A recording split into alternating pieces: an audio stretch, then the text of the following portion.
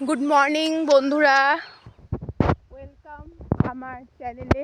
যারা নতুন দেখছো তারা অবশ্যই সাবস্ক্রাইব করো। আর আজকে দেখো অনেকদিন পর আবার মাঠে চলে এসেছি।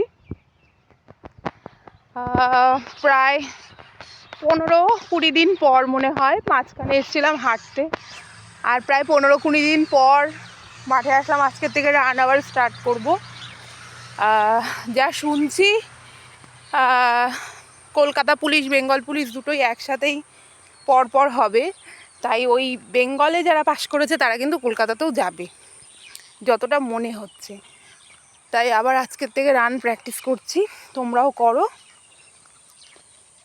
দেখতেই পাচ্ছ সকাল 7:30টার সময় মাঠে কতটা রোদ। 7:30 থেকেই বেশ ভালো রোদ আস্তে আস্তে উঠছে। মাঠের ওয়েদারটা কত সুন্দর। মাঠ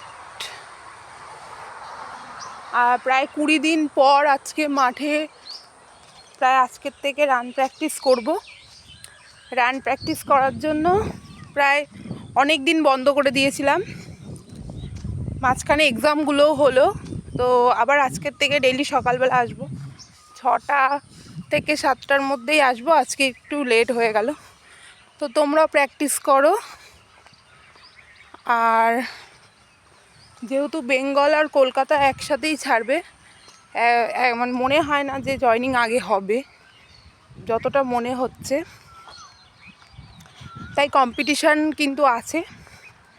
আর আজকের থেকে আবার রান প্র্যাকটিস করো। আমি তো করছি, করা শুরু করে দিলাম। 1 ঘন্টা করে দিনে বার করে প্র্যাকটিস করো। আর ডেপুটেশন, আগের দিন ডেপুটেশনে যা বললো সেটা হচ্ছে যে বেঙ্গলে পাশ করবে সে যদি কলকাতাতেও পাশ করে তাতে ওনাদের কোনো প্রবলেম, মানে ওনারা কিছু করতে পারবে না। সেটা যে যার ক্যাপাবিলিটি অনুযায়ী পাশ করবে, মানে দুটোকেই পরপর টানবে। মানে হয়তো কলকাতার রেজাল্ট বার করে হয়তো মাঠটা দিয়ে দেবে, হয়তো তখন হয়তো জয়নিং হবে না। এর জন্যই এটা বলেছে।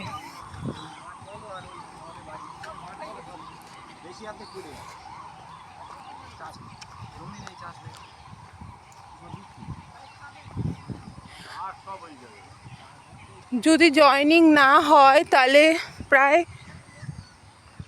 ধরো মানে হয়তো ভোটের পর রেজাল্ট দিল, রেজাল্ট দেওয়ার পর মাঠটা হলো, আর মাঠের পর মেন হবে না, ইন্টারভিউ দেরিতে হলেও হয়তো জয়নিংয়ের মানে বেঙ্গলের